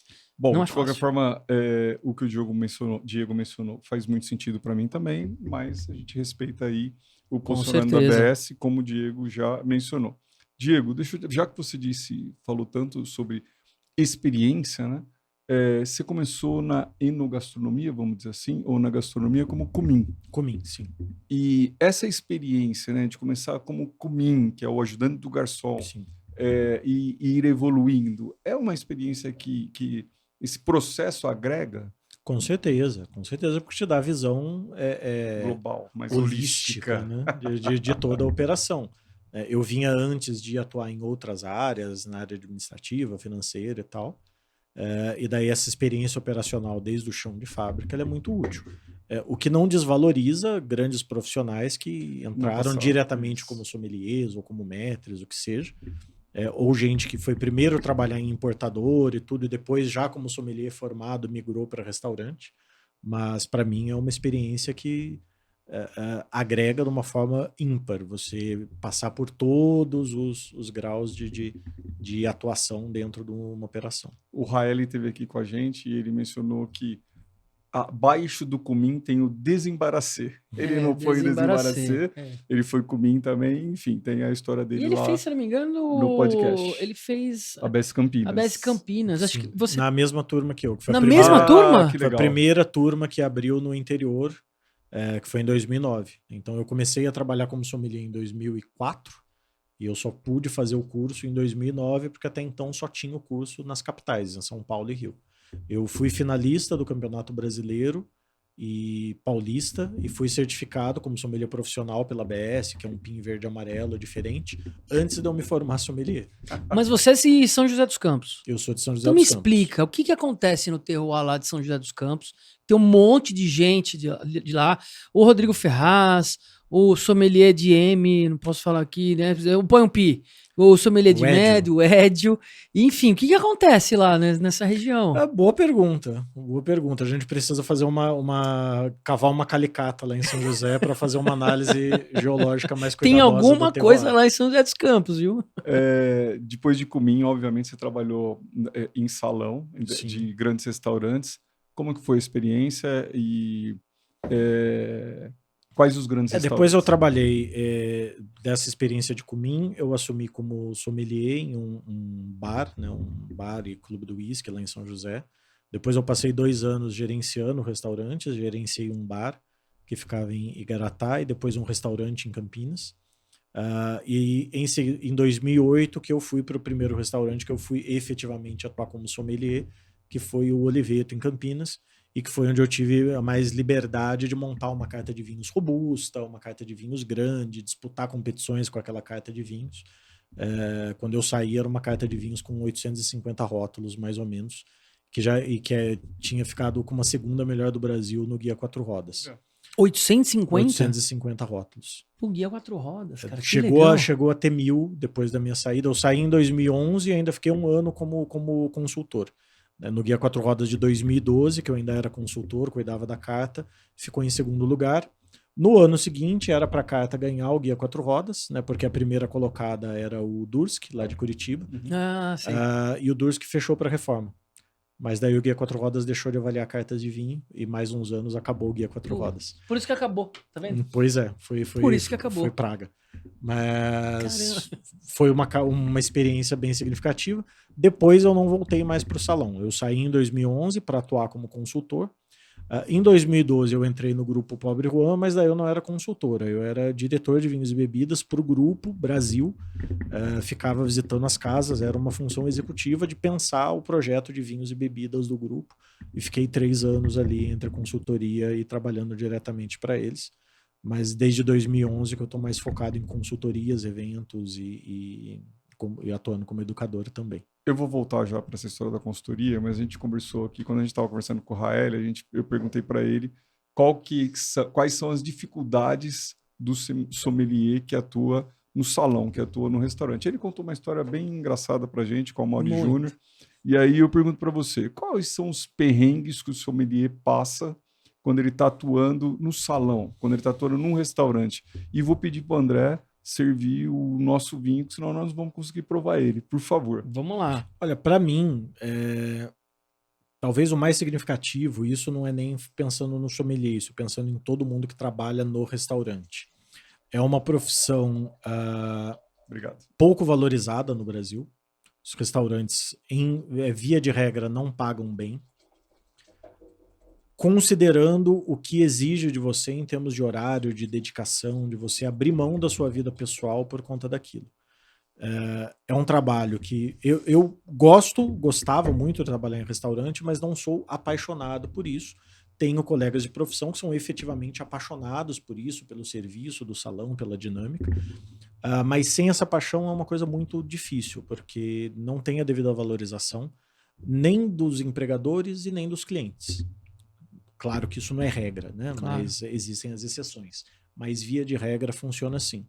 E você acaba não tendo uma vida pessoal, pelo menos não uma vida pessoal usual.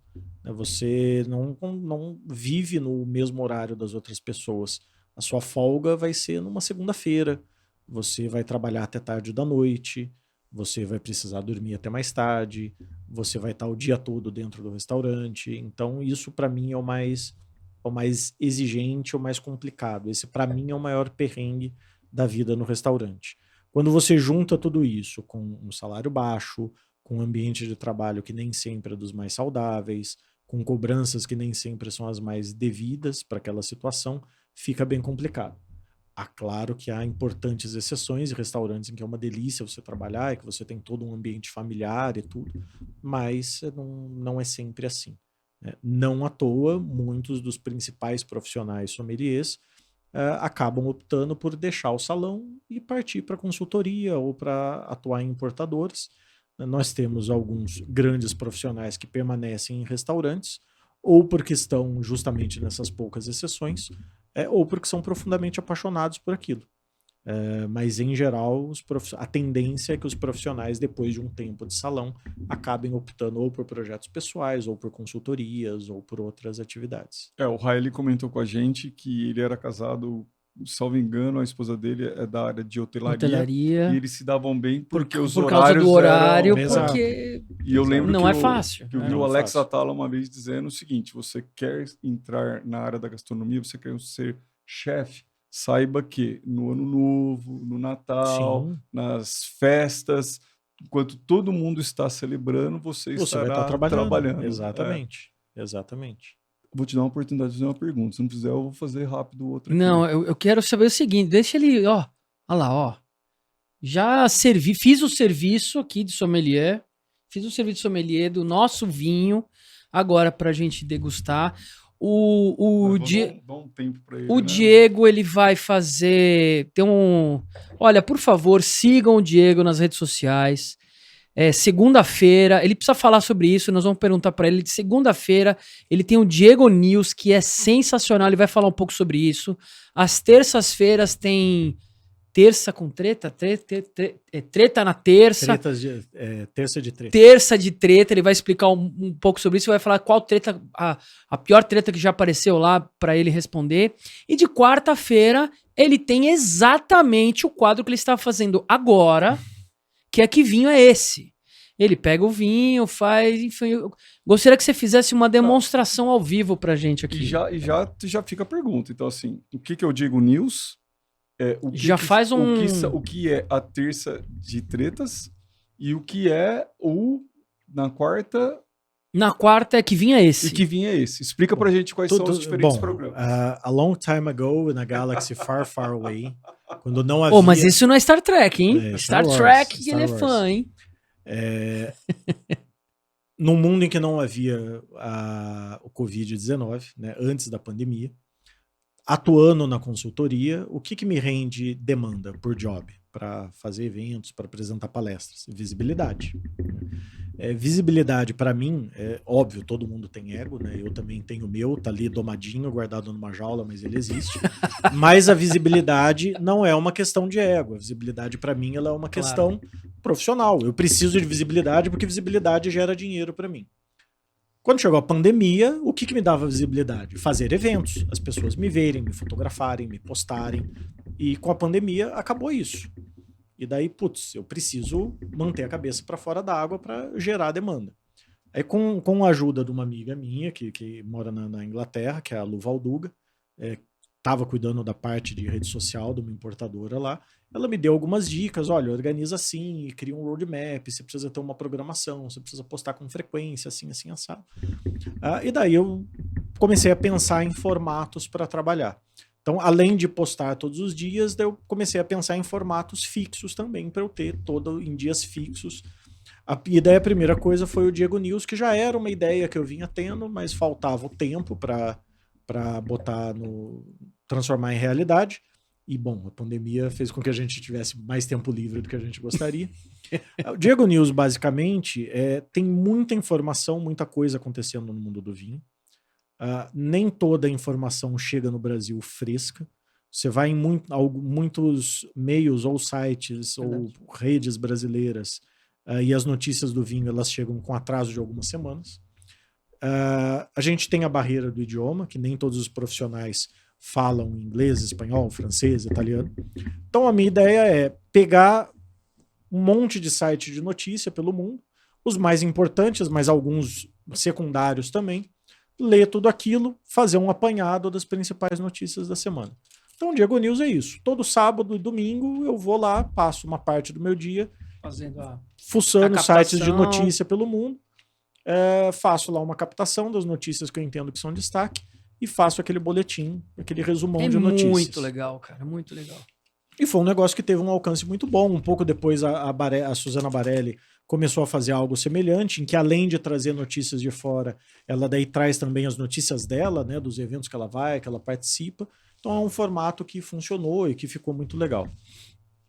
E daí eu tinha criado um outro formato para as quartas-feiras, que era um vinho em 1 minuto. Então a ideia era fazer um vídeo de menos de 1 minuto, que naquele momento era o limite, né, de tempo que você tinha para um post no Instagram, no feed, descrevendo um vinho. Aí mostrando o vinho, a ideia era ser um subsídio para quem trabalha com vinho, ter aquilo para vender. Mas aquilo foi um fracasso total, porque a visibilidade do Diego News era 2, 3 mil visualizações, e um vinho 1 minuto, ninguém visualizava, ninguém comentava. E daí foi um casal de amigos em casa, né, o Cris e a Diana é sommelier do Rosewood. E daí a gente conversando, tomando um vinho e tal, batendo papo, daí o Cris, Diego, por que você não faz uma degustação às cegas, então, online? E daí deu esse estalo, e daí veio o formato do Que Vinho é Esse. Então o Que Vinho é Esse, na quarta-feira eu degusto um vinho às cegas. Eu não abri o vinho, eu não li a ficha técnica, eu não abri o vinho com antecedência, eu abro o vinho na hora e eu degusto na hora. Óbvio que eu sei qual é o vinho, mas eu degusto na hora. As impressões que eu tô gravando ali no vídeo são as minhas impressões reais. E daí eu posto, fica na quarta-feira ali, para as pessoas vão, opinam, falam o que elas acham que é, e daí na quinta-feira eu posto um outro vídeo mostrando qual é o vinho. E esses são os formatos fixos que eu tenho, né? O Diego News nas segundas, e agora o Diego News está no Spotify também, além do Instagram. E o Que Vinho é Esse... Vou colocar o link do Spotify também aqui. Diego Arrebola, tudo Diego Arrebola. Todas as minhas redes sociais são Diego Arrebola. O Diego News do Spotify é Diego News. Esses os formatos fixos. Eventualmente eu abri a caixinha de perguntas e tudo mais, para ocupar os outros dias, né, para não precisar ficar pensando em conteúdo e escrever textos longos. Eu comecei a pegar algumas coisas dessa caixinha de perguntas, que eu chamava de saque, né, de brincadeira, e postar o Diego Responde. Normalmente na sexta-feira eu postava, daí um compilado ali de umas 3, 4 perguntas. Mas eu comecei a perceber também que o povo gosta de polêmica e de confusão, né? E sempre que tinha alguma resposta ou alguma coisa assim mais picante, dava mais engajamento. Daí teve uma terça que eu fiz a brincadeira de abrir uma caixinha de perguntas só para confusão. Vamos polemizar aqui. E aquilo deu muito engajamento e muita gente pediu, puxa, você tem que fazer isso sempre e tal. Então daí eu comecei a fazer isso às terças. Não é toda terça que eu vou abrir a caixinha, mas toda terça eu vou postar um compilado lá das perguntas que eu dou. Então são coisas diferentes. Quando eu abro o saque, é para perguntas e respostas mais objetivas. E se alguém vier polemizar lá, eu vou fugir das polêmicas, não vou nem responder, talvez. E o dia de polêmica é para polemizar. Se alguém mandar pergunta, escuta, mas por que... E a Tempranilho, a Tinta Roriz e a Aragonês? Eu não vou responder porque não é o dia disso. E o Carmené, que aparece tanto lá do Carmené. Exato. Carmené era assim, É que o Carmené rende, né? É o Judas. Todo mundo gosta de malhar o Judas. Carmené é o Judas do... Você gosta de Carmené? Eu gosto de vinho bom. Ótima resposta. Ótima resposta. Porque ele é bom. Eu gosto bastante. Isso não é dizer que eu gosto ou não de Carmené. Tá claro, eu gosto do vinho bom. Claro. Se o vinho for bom, feito de Carmené, eu gosto. Eu gosto de alguns. Particularmente é uma uva que não me agrada, mas tem grandes vinhos com a uva Carmené que eu adoro de tomar e vou tomar a garrafa compartilhando com vocês. Alma Viva 2015. Não. Tipo... O Micro Terroir. Que é um vinho que foi uma indicação do nosso primeiro convidado, do nosso convidado do podcast Teste. Zero. Que é o Douglas Sakamoto.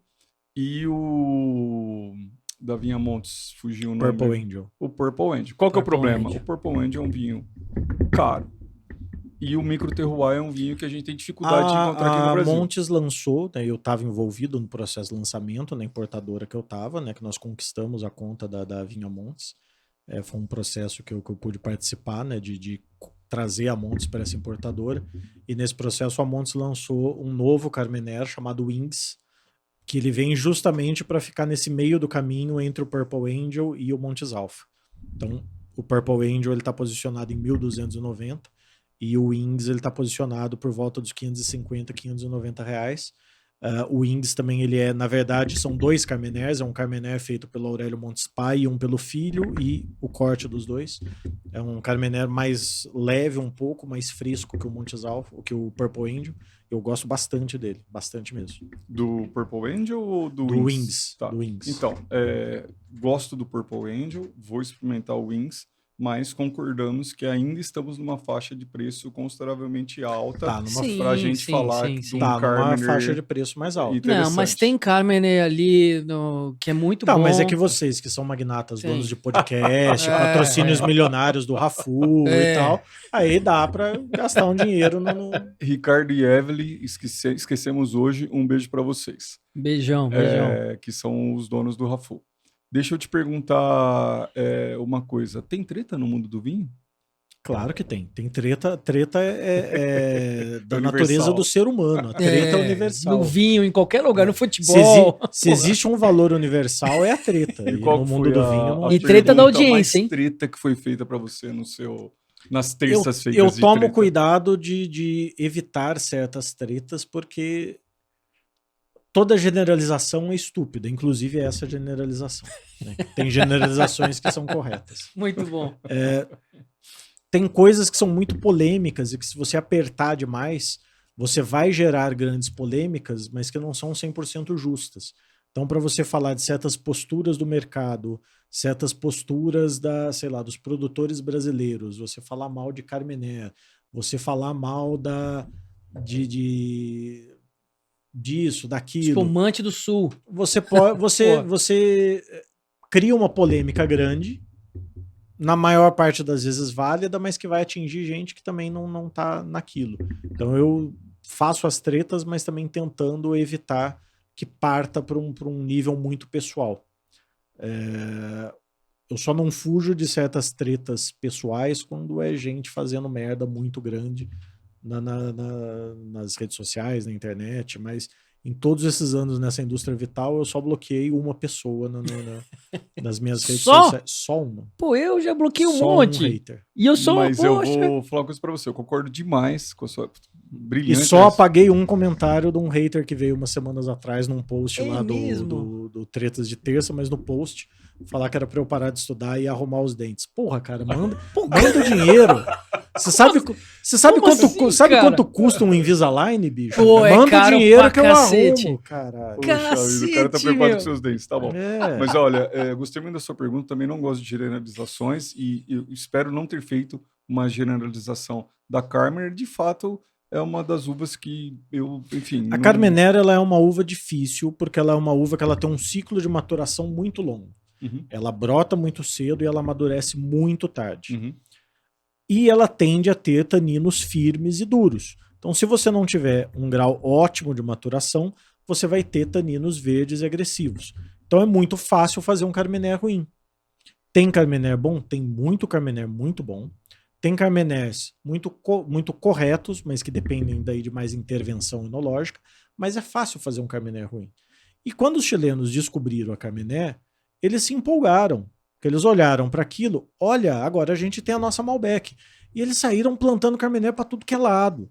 Inclusive onde eles não deveriam ter plantado. Então foi muito Carmenère ruim para o mercado de verdade. Foi bom e exato. ruim, né? Agora, bom. Hoje em dia, você tem cada vez menos isso. E as últimas 2 vezes que eu fui para o Chile para fazer viagens mais longas e visitando várias vinícolas, eu não provei nenhum Carmenère ruim. Provei vários Carmenères que eu não compraria por não ser o meu gosto pessoal, mas que não eram ruins, que estavam corretos, estavam bem feitos. Ano passado, em outubro, eu fui jurado no Chile num concurso chamado Carmenères do Mundo. Eu bebi, sei lá, uns 90 Carmenères diferentes. Tinha uns 2, 3 que eram intragáveis, que realmente estavam fora da escala. Mas, em geral, Carmenères legais, bem feitos, agradáveis. Então, a má fama da uva, ela é justa porque é uma uva difícil. E existem vinhos bem complicados feitos com ela. Mas a qualidade média subiu demais e hoje em dia os vinhos estão bem mais honestos. Mais uma vez, excelente resposta. Conexão Confraria? Conexão, só, é que se você falou que você foi jurado em competição de sommelier, jurado... Essa ocasião era um concurso de vinhos. De vinhos. Mas já fui também jurado em competições de sommelier. Você é jurado numa competição que não é de sommelier, mas que é de profissionais de serviço. Então fala pra gente a diferença entre participar e olhar pro jurado e, enfim, desempenhar e ser o jurado e avaliar. Como é que ser jurado é muito mais tranquilo, né? Porque julgar é muito mais fácil do que ser julgado. É muito mais fácil. Pera lá, tem um fiozinho saindo ali fora da sua camisa. É muito mais fácil. É uma visão diferente, né? Você está olhando para os detalhes, mas você tem um grau de empatia que você entende o nervosismo de quem está ali do outro lado. Você ser julgado sempre é mais complicado. Mas entre um e outro, eu prefiro ser julgado do que julgar, porque ser julgado tem a adrenalina da competição. Ser jurado não tem adrenalina. E como foi ser jurado no MasterChef?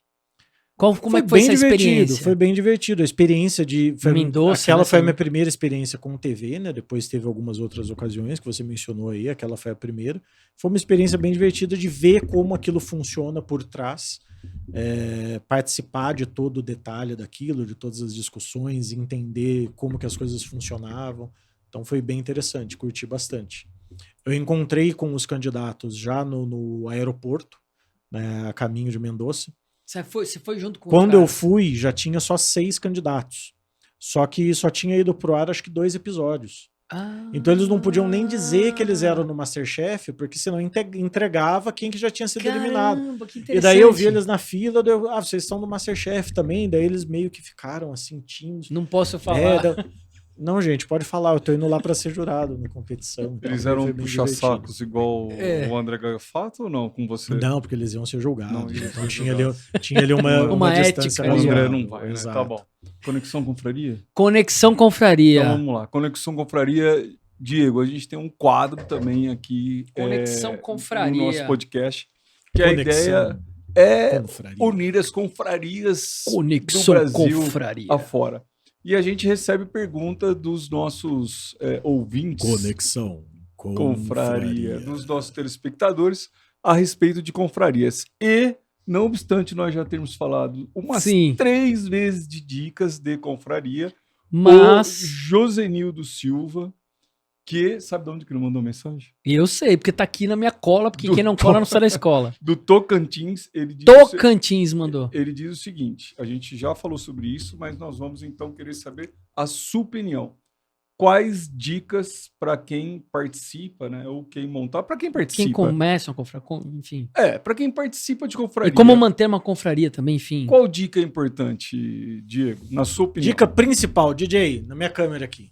Dica principal. Me contrate. 19-992-209-008. E eu organizo essa confraria. Mas por quê? Me contrata para organizar a confraria. Eu vou lá, seleciono os vinhos, isso a gente não falou, né? apresentação. Contratar um profissional. Exato. Só vai lá, chama os amigos.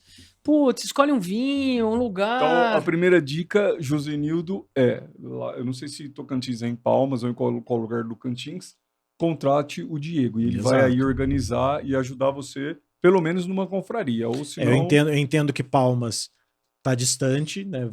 Além do meu FII, vai ter o custo do deslocamento também. Entendo isso. Mas a gente pode fazer uma confraria bacana para começar. Além do que, o Tocantins é um dos 7 estados do Brasil que eu não visitei ainda. Preciso completar o meu joguinho de War ali dos estados brasileiros. Fica a dica. Sem ser contratar o Diego. Tem alguma outra dica? Eu acho que o ponto principal é você achar pessoas que estejam tão interessadas quanto você. Perfeito. Confraria não tem regra, né? Confraria é um grupo de amigos que se reúne para beber e para falar sobre aquilo. A confraria ela pode ser desde uma confraria para realmente encher a cara, que cada um vai levar o seu vinho ou 2 vinhos, e que no final você vai ter lá, sei lá, 15 pessoas com 30 garrafas de vinho, vai sair todo mundo torto. Como pode ser uma coisa com objetivo de estudo. Não, pessoal, hoje a gente vai falar, no próximo encontro vai ser Pinot Noir da Borgonha. E daí todo mundo leva lá os seus pinots. O ponto central é você achar qual é o foco, você achar pessoas tão interessadas quanto você. O formato, se é uma confraria descontraída, se é uma confraria de estudo, se vocês vão ter temas de estudo específicos, se cada um leva o seu vinho, ou se vocês têm um caixa comum e daí compra os vinhos. Isso é o segundo ponto. O primeiro ponto é achar pessoas que estão dispostas a se reunir, beber vinho e falar sobre vinho. Eu já mencionei, né? A gente participa de uma confraria que tornaram pessoas que se tornaram grandes amigos. Nós normalmente temos escolhemos um vinho, uma região, uma uva, convidamos sommeliers, produtores para ir lá conversar com a gente. Mas a nossa última confraria, que diga-se passagem, foi anteontem, a gente fez um formato diferente, cada confrade levou o seu vinho, e a ideia era a gente poder tomar o vinho, qualquer vinho que o confrade tivesse levado, e conversar, porque normalmente a gente se debruça em algum tema específico. E alguém apresentando, e essa foi uma oportunidade da gente rever amigos e conversar. E eu fiquei muito impressionado com como os confrades se preocuparam em levar um vinho bacana para compartilhar com os outros confrades. Então, assim, só para reforçar, como você disse, eu acredito também que a confraria o mais importante é essa identidade de gostar de tomar vinho. E no final das contas é que nem se juntar a galera pra fazer um churrasco. Vai ter o cara que vai levar Itaipava e vai querer beber a sua Heineken. Aí você cria regras. Se isso começar a acontecer, você cria, olha, pessoal, a regra é que os vinhos têm que ter no mínimo o valor X. Perfeito. Ou a gente elege todo mês alguém para cuidar da confraria, deposita o dinheiro pro cara, o cara vai lá e compra. O formato se acha. O ponto principal é ter as pessoas interessadas. Na verdade, normalmente a gente faz a seleção e nós sorteamos. Nesse caso, que a gente está pensando em implementar com uma certa periodicidade, cada confrade levou o seu e os confrades capricharam no Josenildo, que privilégio, hein? Dicas do Diego Arrebola sobre confraria, hein? E aproveitando que você está tomando o nosso vinho, o que você achou, Diego, do nosso vinho? Não, mas nós vamos fazer o seguinte, além do que ele achou. Ele está fazendo uma degustação agora, mas ele vai ter que fazer outra, porque nós vamos ter que pegar desde o início, da mesma forma que ele faz no canal dele, ele vai fazer aqui com a gente. Precisa de mais um pouquinho de vinho ou tá bom para você fazer a degustação? E aí ele vai fazer os comentários, os mesmos comentários que ele faz na degustação dele. Então vamos lá, por favor. Eu só vou topar isso, porque isso aqui é gravado. E se eu errar terrivelmente, a gente pode cortar. Fica tranquilo, a gente corta. Editor. Porque a degustação às cegas, por mais que a gente faça aparecer, não é uma ciência exata. Mas vamos lá. Então, vamos lá. O vinho é límpido, brilhante, nenhum sinal de gás ou sedimento, tem uma coloração rubi de baixa intensidade, com reflexo grená, com um halo de evolução marcado, as lágrimas são finas e numerosas. O nariz é limpo, de média intensidade. Frutas vermelhas maduras a desidratadas, cerejas secas, morango desidratado.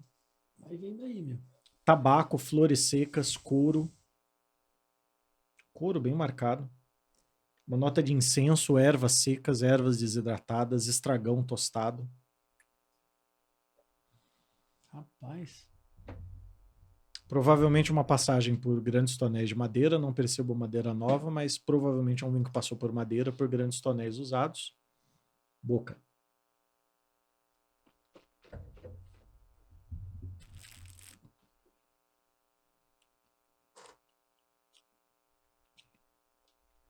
O vinho é seco, acidez média a mais, corpo médio, taninos médios, álcool médio mais. A fruta se repete na boca, talvez um pouquinho mais fresca, no final de boca, principalmente as notas das especiarias, das ervas, as notas terciárias vêm mais no final de boca, né? O couro, as flores secas também, o tabaco. Eu diria que é um vinho... Uma nota de fungo seco também. Eu diria que ele é um vinho do velho mundo, eu diria que ele é um vinho de um clima moderado, mas uma safra quente, com umidade aí entre 7 e 10 anos. Possíveis países, França ou Itália. Possíveis uvas, Nebbiolo, Sangiovese ou Pinot Noir.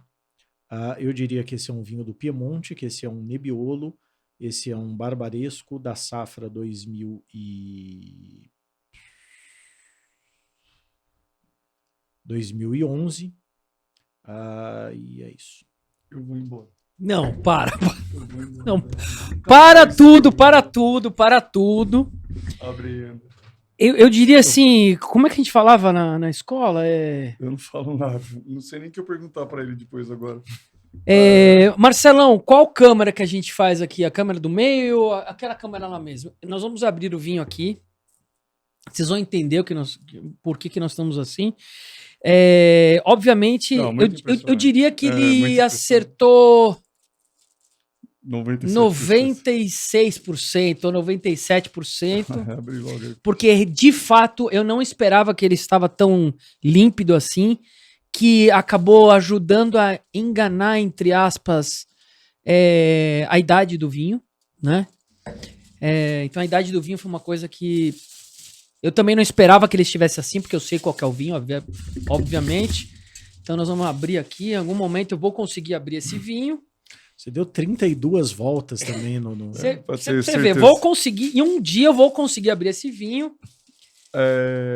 Abre já ou ainda não? Abre já. O que mais ele falou que faz sentido aqui? Não, abre logo pra gente. Olha, peraí, vou abrir aqui embaixo e eu vou subir com a garrafa de uma vez para vocês entenderem.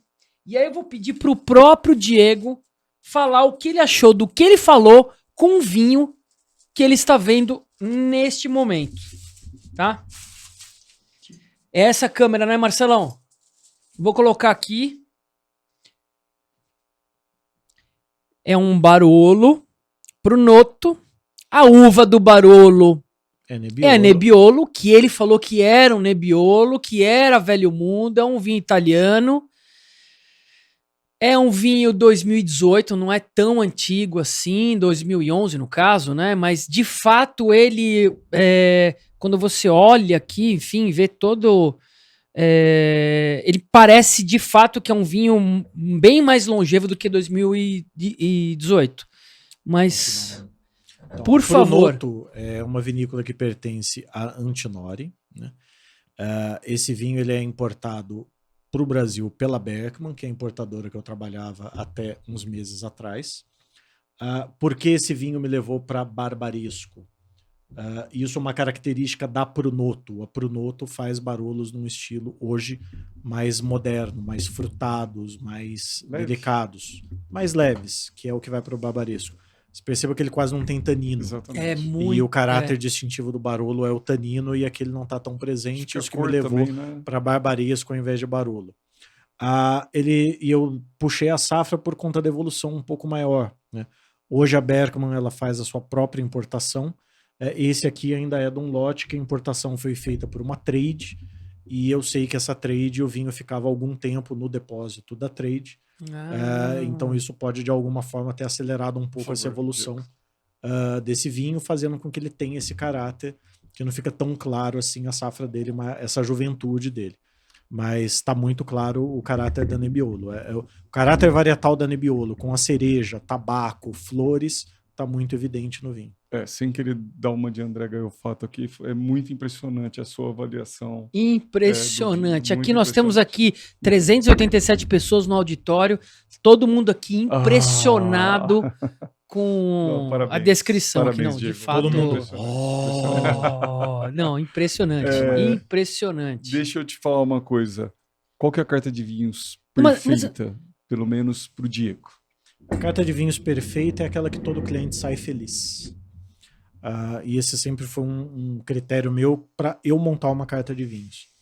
É ter o máximo de variedade em todas as faixas de preço. Então, eu vou ter vinhos abaixo de R$100. Abaixo de R$100, eu preciso ter a máxima variedade.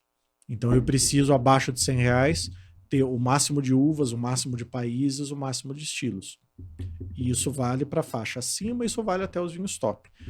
De forma que qualquer cliente que entrar naquele restaurante sai feliz. Tem cartas de vinho em alguns restaurantes, em alguns hotéis, que você chega e o vinho mais barato da carta é R$300, R$350. Tem um cliente que vai sair dali desiludido e que não vai ter a experiência dele com o vinho. Então, para mim, isso é um critério importante. Eu quero que quando eu monto uma carta, eu quero que todos os clientes que pegam aquela carta tenham uma experiência positiva com ela. E a gente consegue essa experiência positiva de uma carta com vinhos. Você foi bem específico, né? Vinhos em torno da casa dos R$100. Hoje em dia a gente consegue montar uma carta bacana? Conseguimos. Consegue-se montar uma carta com vinhos ali até os R$100. É óbvio. Você precisa regular a expectativa, né? Você depende do que você está oferecendo também, né? Sim, você não pode pedir um vinho de R$100 e esperar dele a qualidade. Você não pode abrir uma área e esperar dele a qualidade de um para o outro. Aqui a gente está falando de um vinho que, se fosse engarrafado, seria uma garrafa de R$50 e de um vinho que é uma garrafa de R$600. Você não pode ter a mesma expectativa. Com certeza. Então, o Aria é um excelente vinho para um vinho de R$50 a garrafa.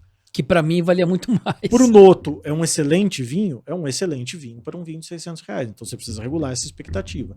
Regulada a expectativa, eu quero que todo mundo saia feliz ali com qualquer valor de vinho. Olha, mais uma vez, excelente a sua resposta. Deixa eu te perguntar mais uma coisa. Qual que é a harmonização que o Diego mais gosta? Mas aproveitando a harmonização, você vai falar de pratos que harmonizam como Riesling e Torresmo. É justamente isso que eu ia responder, Torresmo e Riesling. Torresmo e Riesling e champanhe com coxinha. Mesmo? Champanhe com coxinha e torresmo com Riesling. Champanhe com coxinha? Champanhe com coxinha. Então eu nem vou perguntar qual que é para. A harmonização mais inusitada. E feijoada com espumante, com vinho verde espumante tinto. Prova, depois você me agradece. Vamos anotar aqui, deixa eu anotar aqui. Como assim, cara? Vinho verde espumante tinto. Bom, então, Rapaz do céu. Champanhe com coxinha. Torresmo Vou deixar na descrição Riesling, até, vou deixar na descrição. Vinho verde espumante tinto com feijoada. Legal. Diego, você também é um educador, né? Sim. E eu acho que essa é uma função importante para a gente popularizar o vinho, para as pessoas conhecerem mais a respeito de vinho. E aí eu gostaria de saber, como é que nós estamos com a educação a respeito do vinho no Brasil? Temos boas escolas, temos bons professores, em que pé anda essa divulgação? Nós temos boas escolas e bons professores e aumenta o número a cada dia. Para mim isso é muito relevante. A gente tem cada dia mais escolas, cada dia mais professores, cada dia mais profissionais, mais cursos. Curso de vinho dificilmente é uma coisa barata, porque vinho é caro no Brasil. Então, se você faz um curso de vinho, você tem que pôr vinho e isso é caro. Você tem cada vez mais opções online, né? Eu tenho um curso online, né? Se entrar pelo link da minha bio no Instagram, tem um curso básico meu na Percursa, né? Que é uma plataforma de cursos. Legal. Que é um curso básico de 13 aulas. E tem vários outros aí online. Então, nós ainda não estamos lá, mas estamos caminhando. Tem cada vez mais variedade, mais boas opções no mercado para quem quer aprender um pouco mais sobre vinho.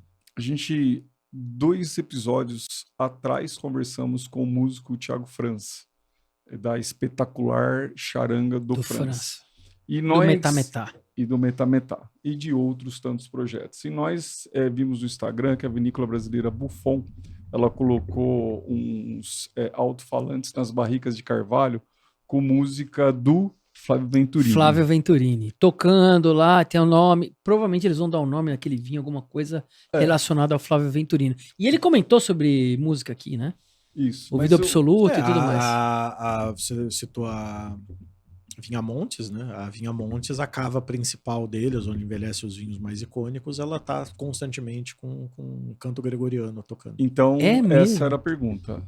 A música, a sonoridade, ou talvez a frequência, ela interfere na produção? Tem alguns estudos, mas não são conclusivos e não é um número suficiente de estudos, que a vibração da música impacta. Você já tem alguns estudos do efeito da música para você cultivar plantas. Então, que se você cultiva uma planta sem som nenhum, ou se você cultiva uma planta com música, a planta com música ela cresce mais e mais rápido. Se essa música for, sei lá, um metal pauleira, ou se for música clássica, harmônica, com a música clássica harmônica ela cresce mais e melhor. Então já existem alguns estudos nesse sentido. Mas isso na planta. No vinho, o vinho também é vivo, também tem coisas vivas acontecendo ali. A vibração do ambiente interfere na dinâmica dos líquidos, né? Um líquido parado, a gente sabe que do ponto de vista da física ele não está parado, né? Ele está em movimento aqui. Até por isso o formato das barricas, até por isso se usa hoje em dia os ovos de concreto, porque a dinâmica do líquido se movendo ali. Então, com certeza, a música ela vai interferir de alguma forma. O quanto ela interfere e como ela interfere, a gente não tem nenhum estudo nesse sentido, mas não é a música em si, são as vibrações da música. Sim.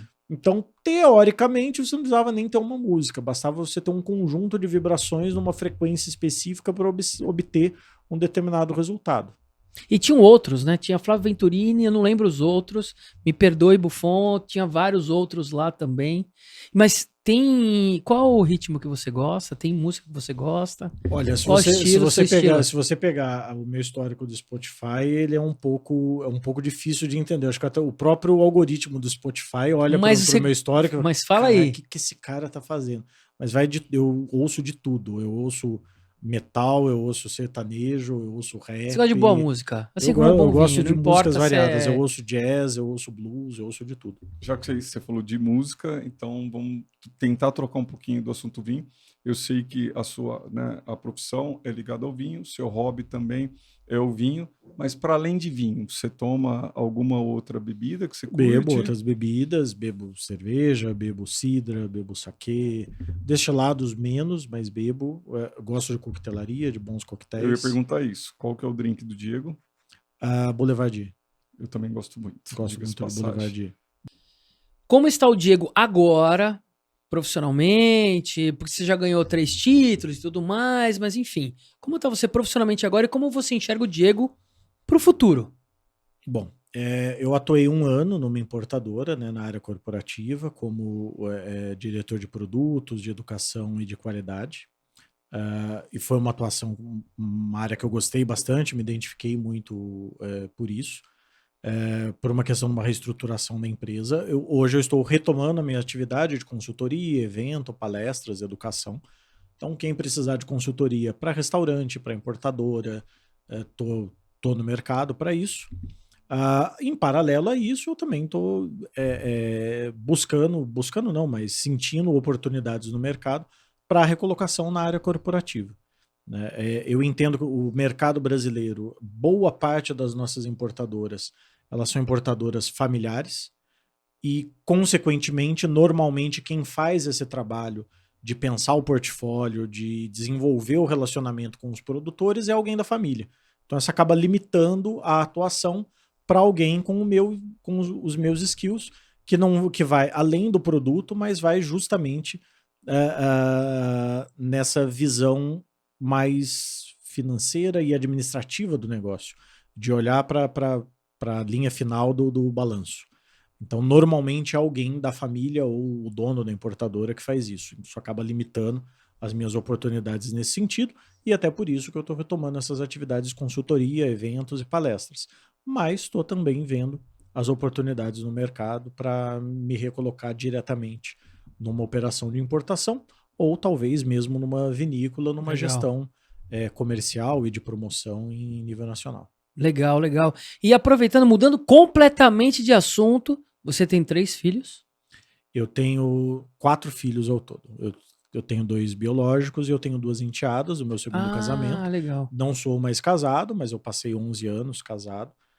E as minhas enteadas, eu as criei praticamente. Principalmente a mais nova. Porque eu tirei os 3 filhos, nova, mas enfim. Né, e apesar de serem enteadas, são filhas. Né? Então tem a mais velha, que é a sommelier, que atua hoje num restaurante. Roubou minha pergunta. Eu ia perguntar se alguém ia seguir a carreira. Então, tem uma que tá seguindo a carreira. É tá mesmo? Como sommelier, a mais velha. O meu filho mais velho, que é biológico, não bebe. Torce pra quem? Tirando a caçula, ninguém na família dá muita bola pra futebol. A caçula, ela é corintiana, joga, mesmo? Tudo. Tirando ela, ninguém na família dá muita bola pra futebol. E a irmã dela do meio, né, a mais velha, que tem 20 anos, tá estudando, tá na faculdade. E você ajuda no processo de educação da filhota e como sommelier? Como é que é? Dou orientações. Professor exclusivo, hein? Dou orientações quando ela pede e tudo mais, mas eu também respeito alguma distância para que não haja nenhuma pressão, para que ela não se sinta pressionada.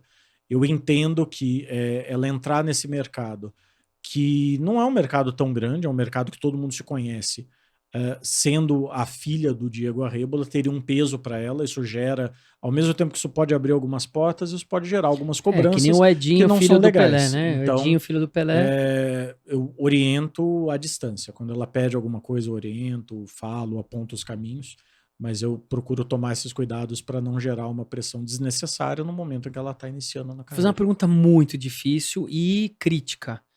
Qual a rede social da sua filha? Eu não sei o arroba dela, né? Eu sei o nome dela, não arroba.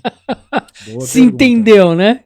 Qual a rede social pra galera seguir? É que eu não sei se a rede social dela enquanto ele procura ali, fiquem tranquilos que está na descrição do vídeo. E você, Vitória, que eu sei que é a Vitória, não é a Vitória? É VicG_F. VicG_F. Eu já sabia, eu fiz o estudo. Vitória, tá aqui na descrição, galera, segue a Vitória. Vitória, não sei se o que você tá postando aí, mas começa a postar coisa aí do mundo sommelier, deve postar também, mas enfim. E agora ela vai ter que se virar com os novos Vai ter que se virar, se vira nos 30 lá. Aí, hein, meu. Diego, foi uma conversa sinceramente sensacional.